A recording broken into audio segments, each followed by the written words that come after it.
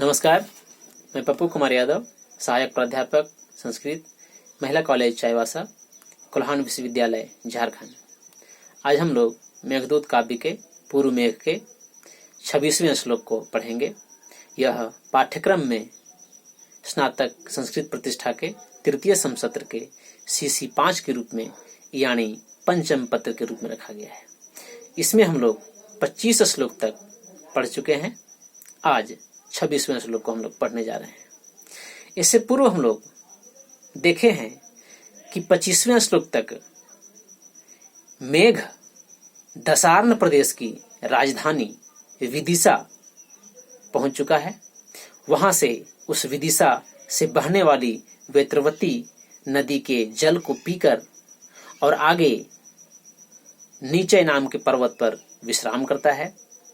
उस नीचे पर्वत पर विश्राम करने के बाद अब मेघ वहां से आगे बढ़ता है और पर्वतीय नदियों के तटों पर यानी पर्वत से निकलने वाली जो नदियां हैं उन नदियों के तटों पर जो उगे हुए चमेली, जूही, बेला आदि के जो फूल हैं जो अभी अभी उगे हुए हैं उन सभी को सींचते हुए, ग्रीष्म काल के कारण जो तपे हुए थे उन सभी को सींचते हुए, और जो महिलाएं वहां के उपवन में फूल चुन रहे हैं वे धूप के कारण जिनका पसीना बह रहा है उनको कुछ देर के लिए छाया देते हुए आगे बढ़ता है मेघ।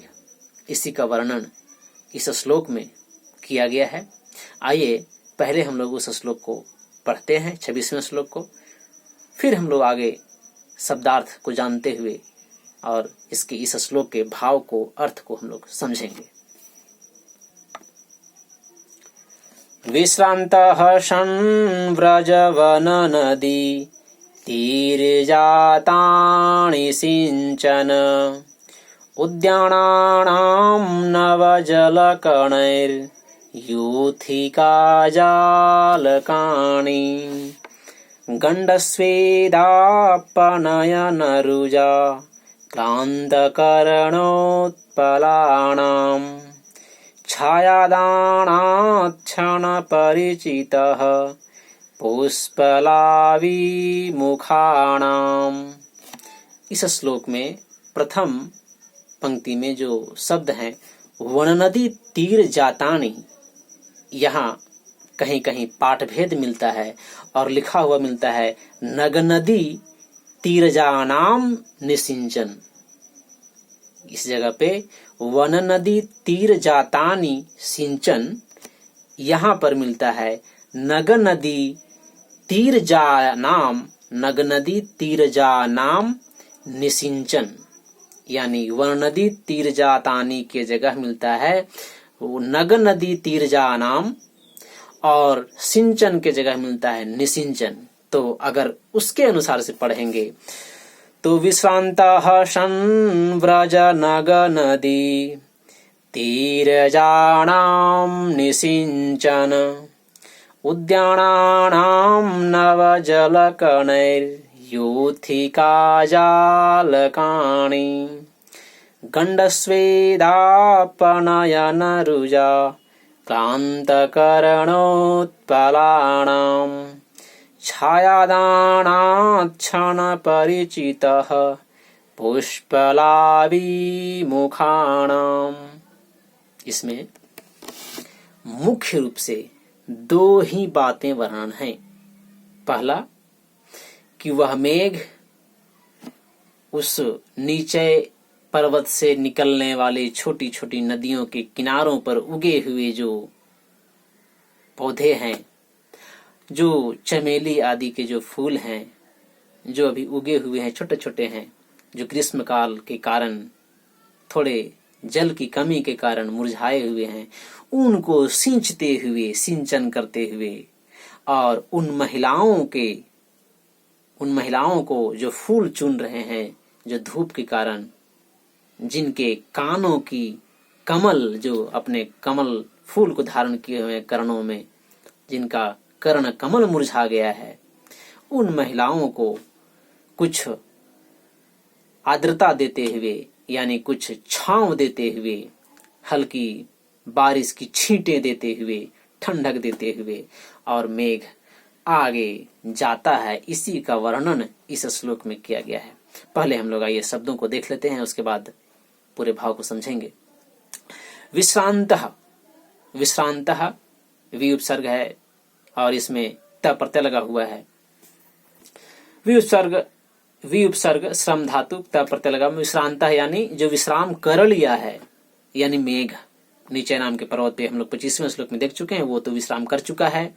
तो जो विश्राम कर लिया है वह मेघ। आगे है क्षण, इसका प्रयोग किया जाता है करते हुए, जाते हुए, ऐसे इसके अर्थ में। तो आगे है व्रज। व्रज, व्रज धातु है, लोट लकार है, मध्यम पुरुष है, एक वचन है, यानी जाना। ये आदेश दे रहा है कि जाना तुम जाना, तुम व्रज, तुम जाना वहां से। आगे है वन नदी तीर जातानी सिंचन। वन नदी यानी जंगली नदी, वन नदी, वनानाम नदी, जंगलों का जो नदी है वह वन नदी। और तीर, तीर यानी तट, वन नदी तीर यानी वन के, नदियों के तट पर। जातानी, जात का अर्थ होता है उत्पन्न होना, तो वन नदी, जंगल के नदी, तीर जंगल के नदियों के तट पर। जातानी उत्पन्न हुए हैं जो, उसको। जातम जाते जातानी यानी जो उत्पन्न हुए हैं बहुत सारे, उसको। अब क्या उत्पन्न हुए देखते हैं। सिंचन, सिंचन सिंच धातु है, उसमें सत्री प्रत्यय लगा हुआ। सिंचन मतलब सींचते हुए। आगे है सिंचन जोड़ उद्याना नाम, यहाँ न का द्वित्व हो गया है संधि के कारण, तो उद्याना नाम यानी उद्यानों के। उद्यानम षष्ठी बहुवचन है, उद्याना नाम उद्यानों के। नवजल कनय यूथिका जालकानी।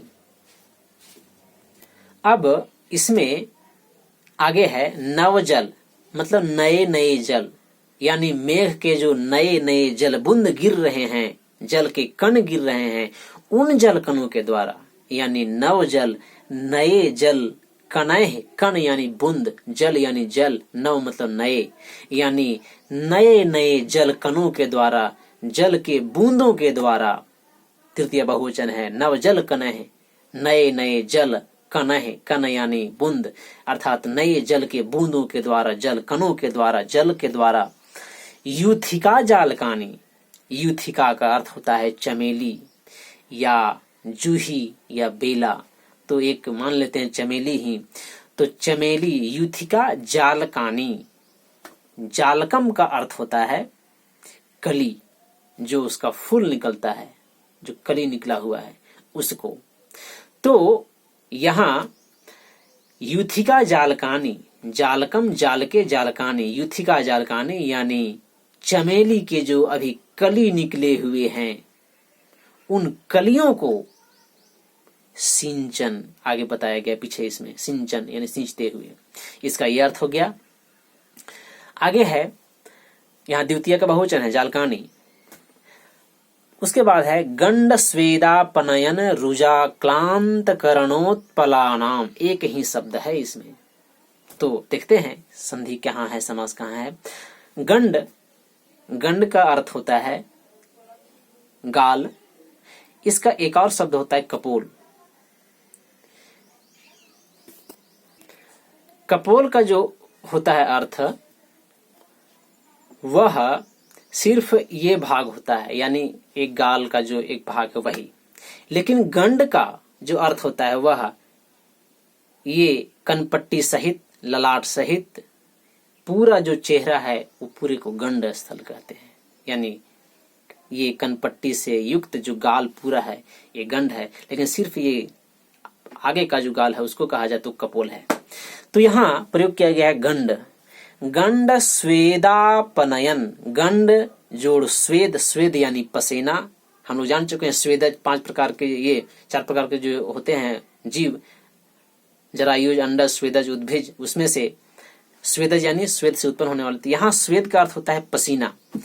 तो गंड स्वेद यानी कनपट्टी में जो या गाल में जो स्वेद है, पसीना है, उस पसीना के द्वारा, आगे देखिए, गंड स्वेद अपनयन, स्वेद जोड़ अपनयन, अपनयन का अर्थ होता है हटाना, उस पसीना को पोंछना, यानी गंड स्थल में यानी गाल में और कनपट्टी में जो पसीना बह रहा है, उस पसीना को अपनयन हटाते हुए, अपनयन यानी हटाने के कारण, रुजा, रुजा का अर्थ होता है पीड़ा से, संताप से या यातना से या बार बार पोंछने से, यानी यहाँ इस गाल पे, गंड स्थल पे, कनपट्टी पे जो पसीना बह रहा है, उस पसीना को अपनयन हटाने के कारण रुजा, यानी बार बार उस पसीने को पोंछने से जो रुजा आ गया है, जो ये संताप एक आ गया है, या उसको कह सकते हैं जो एक पीड़ा हो रही है, उस पीड़ा के कारण।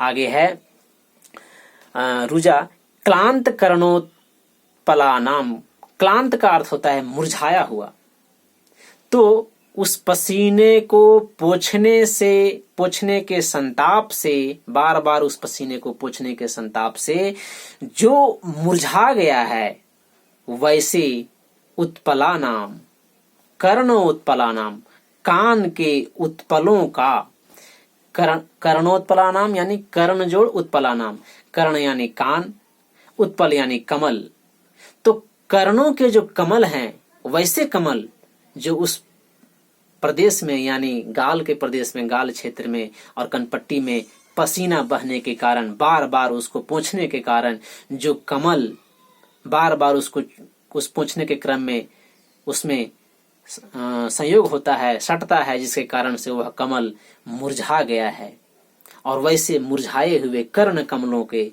यानी कर्ण कमलों से युक्त, आगे बोलता है छाया दानात, यहाँ कर्णोत्पला नाम में षष्ठी विभक्ति है, यानी कर्ण कमलों का, और आगे है छाया दानात, मतलब छाया दान के कारण, छायायाह दानम, छाया दानम, और उसका पंचमी छाया दानात मतलब छाया दान के कारण या छाया दान से, क्षण परिचय, एक क्षण के लिए परिचय प्राप्त करके वह मेघ को बोला जा रहा है। पुष्पलावी मुखानाम, पुष्पलावी मुखानाम, पुष्पलावी मुखानाम में पुष्प का अर्थ होता है फूल, और लावी का अर्थ होता है चुनना, और मुखानाम यानी मुखों का, तो पूरा का अर्थ हो गया पुष्पलावी मुखानाम, यानी फूल चुनने वालियों के मुखों का। यहाँ लावी का अर्थ है चुनने वाली जो महिलाएं हैं, तो मुखानाम यानी बहुत सारी महिलाएं हैं, बहुत सारी महिलाएं के जो मुख हैं, उन मुखों का। तो यहाँ दो विशेषण है यहाँ कि गंड स्वेदापनयन रुजा क्लांत करणोत्पलानाम पुष्पलावी मुखानाम, यानी ये दो विशेषणों से युक्त जो महिलाएं हैं, उनको छाया दानात क्षण परिचित हसन ब्रज। अब हम लोग अर्थों को देखते हैं।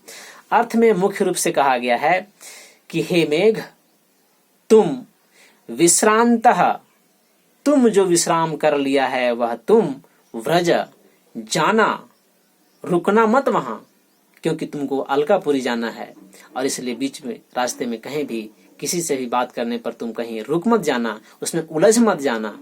और इसी बात को आगे बता रहा है कि विश्रांतः व्रज, विश्रांतः व्रज यानी विश्रांत हो गया तुम, आराम किया हुआ तुम, व्रज जाना। कैसे जाना? तब बोलता है कि वन नदी तीर जातानी, यानी वन नदी जंगली नदियों के तीर जातानी, तीर यानी किनारे पर, तट पर, जातानी उत्पन्न हुए। आगे कहता है, आगे इसमें कह रहा है कि वन नदी तीर जातानी या नग नदी तीरजानाम, ये कह सकते हैं। तो जो इसमें है, पहले अर्थ को लेते हैं कि वन नदी तीर जातानी यानी जंगली नदियों के तीर पर, किनारे पर, तट पर, जातानी उत्पन्न जो हुए हैं उनको, किनको? तब कहता है उद्यानानाम युथिका जालकानी, उद्यानानाम यूथिका जालकानि, यानी जो नदियों के तीर पर तट पर जो उत्पन्न हुए हैं, वैसे उत्पन्न यूथिका चमेली के जालकानी कलियों को, यानी चमेली के फूल के कलियों को नवजल कनह सिंचन, यानी अपने नए नए जल बूंदों के द्वारा सींचते हुए व्रज जाना। इस बात को यहाँ बताया गया। पहला तो यहाँ हो गया कि हे मेघ, हे विश्रांतः, यानी हे विश्रांत किया हुआ, आराम किया हुआ मेघ, तुम वन नदी तीर जातानी, जंगली नदियों के तट पर उत्पन्न हुए, उद्यानानाम जालकानी, उद्यानानाम यूथिका जालकानी, यानी उद्यानों के उपवन के, जो नदियों के तट पर जो उपवन बसे हैं, जो उपवन बनाए गए हैं, जो जिस उपवन में यूथिका जालकानी यानी चमेली के कली जो निकले हुए हैं, उन कलियों को जालकानी, उन कलियों को नव जल कनह, अपने नए नए जल बूंदों के द्वारा सींचते हुए ब्रज जाना। और दूसरी बात को बताता है कि गंड स्वेदापनयन, यानी उस कपोल यानी गाल और कनपट्टी के भाग पर बहते हुए स्वेद यानी पसीने को अपनयन हटाने के कारण रुजा यानी पीड़ा से हटाने, बार बार जो पोंछने के कारण जो पीड़ा हो रही है और बार बार पोंछने के कारण कान में जो सट रहा है हाथ, उस पीड़ा से, उस संयोग से, सटने से क्लांत करणोत्पलानाम, क्लांत यानी मुरझाए हुए, बार बार हाथ के सटने से जो मुरझा गया है, ऐसे करणोत्पलानाम यानी कर्ण कमलानाम, कान के जो कमल हैं उन कमलों से युक्त जो पुष्पलावी मुखानाम यानी फूल चुनने वाली जो महिलाएं हैं, उन महिलाओं के मुखानाम, मुखों को छायादानात, अपने द्वारा तुम, हे मेघ, अपने द्वारा तुम छायादानात, छाया दान करके, छाया दे करके, और क्षण परिचितः, एक क्षण के लिए उन सभी से परिचय प्राप्त करके, क्योंकि जब तुम छाया देगा उन महिलाओं को तो वे तुमको देखेंगी, तो थोड़ा देर वहां रुक करके, थोड़ा समय उनको छाया दे करके, धूप से बचा करके, और ब्रज, और फिर अपने रास्ते पे उत्तर दिशा की ओर चले जाना, यही बात बोल रहा है।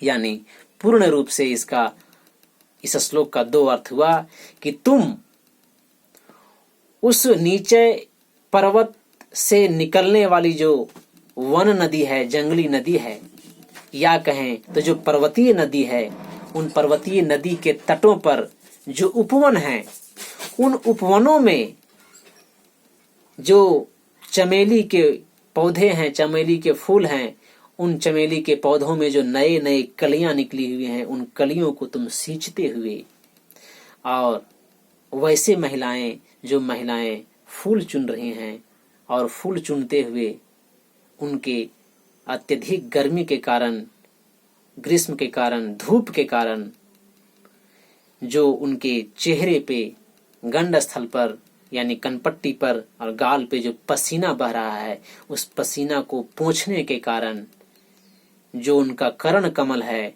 कान में पहना हुआ कमल का जो फूल है, वह फूल बार बार हाथ के सटने से जो मुरझा गया है, वैसे फूल चुनने वाले महिलाओं के मुख को छाया दे करके, छाया प्रदान करके, और तुम मेघ अपने रास्ते में चले जाना, उन महिलाओं से थोड़ा परिचय प्राप्त करके और तुम चले जाना। इसी बात को बताया गया है।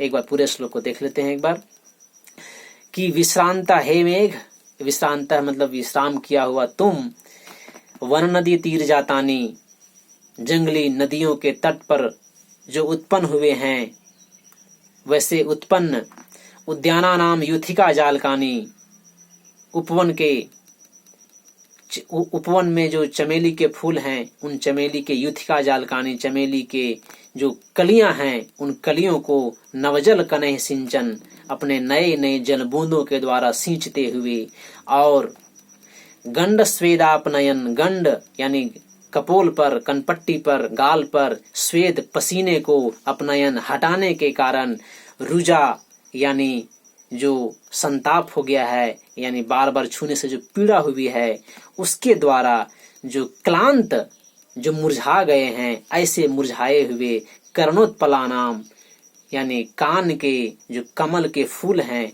ऐसे फूलों से युक्त जो पुष्पलावी मुखानाम, फूल चुनने वाली जो महिलाएं हैं, उन महिलाओं के मुखानाम, मुखों को छाया दानात, छाया दान करते हुए, छाया देते हुए, और क्षण परिचिता, उन महिलाओं से एक क्षण के लिए परिचय कर लेना, ज्यादा समय नहीं रुकना, कुछ देर के लिए ही क्षण परिचय यानी कुछ देर के लिए ही परिचय प्राप्त करके और व्रज चले जाना अपने रास्ते में, यानी उत्तर दिशा की ओर अलकापुरी के लिए चले जाना, ज्यादा देर नहीं रुकना। इसी बात को यहाँ बताया गया है। तो पूरे का हिंदी अगर देखें तो यही है कि हे मेघ, तुम उस पर्वत पर विश्राम करके और जंगली नदियों के तट पर जो उपवन हैं, उन उपवनों में जो चमेली आदि के पौधे हैं, उन पौधों में जो कलियां लगी हुई हैं, उन कलियों को सींचते हुए और फूल चुनने वाली महिलाओं के जो कपोल पर पसीना बह रहा है, उन पसीना को पोंछने के कारण जो उनके कर्ण कमल, जो कमल मुरझा गए हैं, वैसे मुरझाए हुए कमलों से युक्त जो फूल चुनने वाली महिलाएं हैं, उन महिलाओं के मुखों को जो पसीना के कारण तरबतर हो गया है, उन मुखों को, उन महिलाओं के मुखों को तुम छाया देते हुए और आगे अपने रास्ते में चले जाना, यानी उन महिलाओं को छाया दे करके, उन मुखों को, महिलाओं के मुखों को छाया प्रदान करके, उनसे कुछ देर के लिए परिचय प्राप्त करके और फिर अपने रास्ते में उत्तर दिशा की ओर चले जाना, यही इसका मूल अर्थ है। इसमें से कुछ प्रश्न पूछा जा सकता है कि वन नदी तीर, वहाँ जो नदियों के तीर पर कैसे उपवन बसे हुए हैं, तो इसमें उन उपवनों में कौन से फूल हैं, तो युथिका यानी चमेली आदि के फूल हैं। किसको सिंचन करते हुए जाता है, तो युथिका जालकानी यानी चमेली के कलियों को सींचते हुए जाता है। किनके मुखों को वह छाया दान करता है, तो यहाँ जो छाया दान कर रहा है वह पुष्पलावी मुखानाम यानी फूल चुनने वाली महिलाओं के मुखों को वो छाया दान करता है। इस प्रकार से जो भी प्रश्न आएंगे, हमको एक बार हम लोगों को तैयारी करनी है और उसी के अनुसार फिर हम लोग इसको तैयार करके और अगला श्लोक देखेंगे हम लोग। आज इतना ही, धन्यवाद।